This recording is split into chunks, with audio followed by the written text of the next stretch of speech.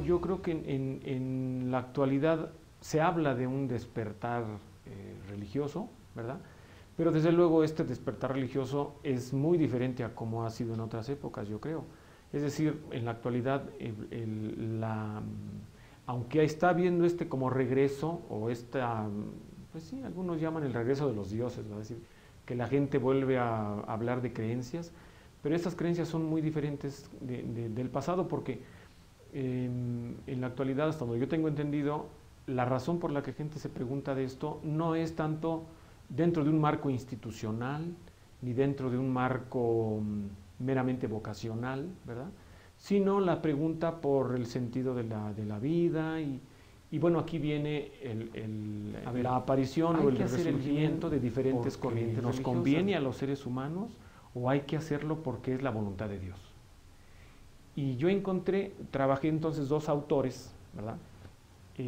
Un autor jesuita que dice, el bien hay que hacerlo porque es conveniente, y eso nos lo dicta la razón humana, ¿verdad?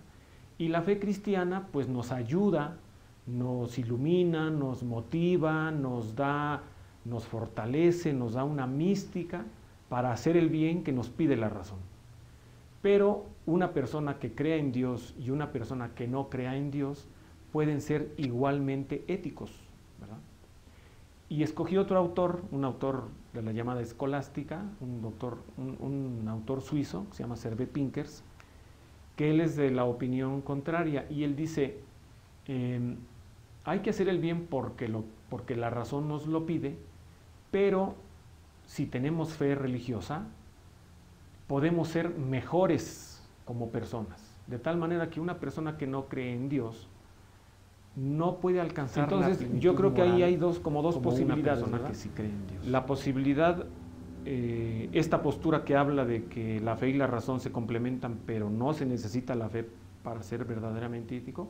Esta postura nos permite, yo creo, a los teólogos, dialogar con el mundo moderno, porque si una persona no cree en Dios, o sea, si una persona no cree en Dios, pues yo puedo platicar con ella y ponernos de acuerdo en la necesidad de ser éticos y de buscar principios fundamentales que nos sirvan a todos los seres humanos, aunque no se crea en Dios. Y la otra postura, la que dice que se necesita la fe, ¿verdad?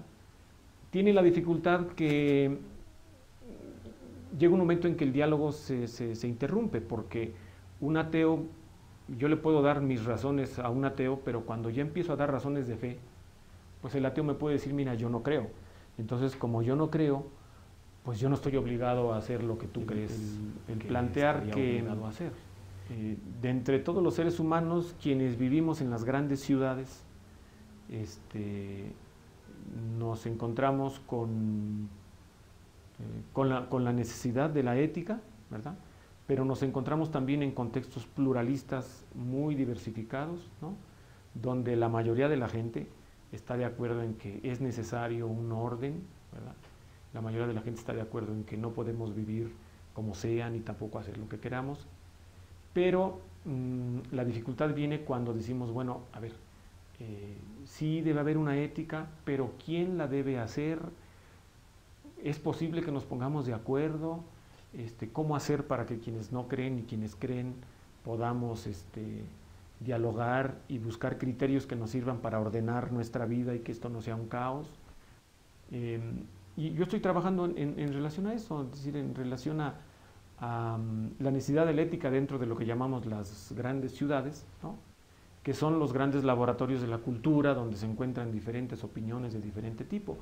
Y es un tema bastante recurrente, porque, digo, con cierta frecuencia aparece en los medios, ¿verdad? Por ejemplo, cuando se hacen legislaciones.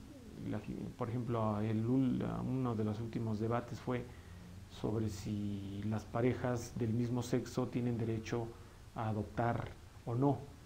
Entonces, bueno, ahí viene toda una discusión, ¿verdad? Inclusive ha salido también sobre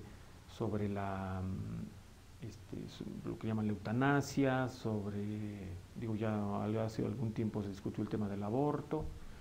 Y bueno, un tema que también está ahí casi siempre es el tema de la responsabilidad social, ¿verdad? Si hay que pagar impuestos o no, y quién dice cuánto. Esos como grandes valores o como grandes paradigmas, etcétera, etcétera, que se supone que que se descubren o que aparecen a partir de la modernidad, como era la razón, como era la persona humana, ¿no? Yo no creo que la modernidad haya estado, o yo no creo que la modernidad esté en contra de la religión, pero sí matizó muchas cosas de la religión. Sin embargo, yo creo que existían como que grandes paradigmas, ¿verdad? Es decir, si bien todavía se conservaba, por ejemplo en México, la idea de la fe, de la religión, se hablaba todavía del amor a la patria, se hablaba de la responsabilidad con la familia, del futuro de la nación, etcétera, etcétera. Y una de las cosas que dicen algunos sociólogos, como Gili Povetsky, por ejemplo, hablan de que en la posmodernidad los grandes paradigmas que antes se ponían como grandes valores, como la patria, la familia, la humanidad, se han ido desquebrajando, ¿verdad? Se han ido tambaleando y al parecer como que el valor más importante ahora es el individuo solo, ¿verdad? Entonces se habla de que ya el interés o el ideal de mucha gente no es el tener una familia, el servir al país, el servir a la nación, sino solamente el servirse a sí mismo, ¿verdad? Entonces,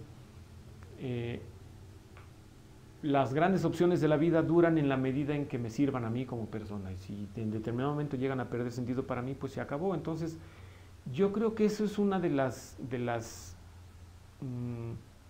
esta pérdida como que algún teólogo habla de la pérdida del hogar moral, ¿no? Es decir, como que perdimos los grandes paradigmas que nos decían hacia dónde. Yo creo que eso es lo que nos ha hecho el tener esta sensación, y bueno, y esta realidad también, de que no hay quien nos diga o quien nos oriente hacia dónde podemos caminar, ¿verdad? Entonces, si eso se pierde o si eso se debilita, ¿no? Yo creo que entonces viene la dificultad sobre cómo orientarnos, ¿verdad? Entonces hay que preguntarse, bueno, ¿qué pasa con los valores en la actualidad? ¿Será que entonces ya no hay honestidad, ya no hay respeto, ya no hay, las nuevas generaciones no tienen derecho a un futuro? ¿Será que no hay que cuidar el planeta? ¿Será que...?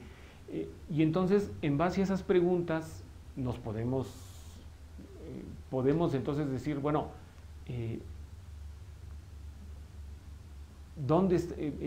¿cómo hacerle para crear o descubrir leyes o normas que nos permitan proteger esos valores?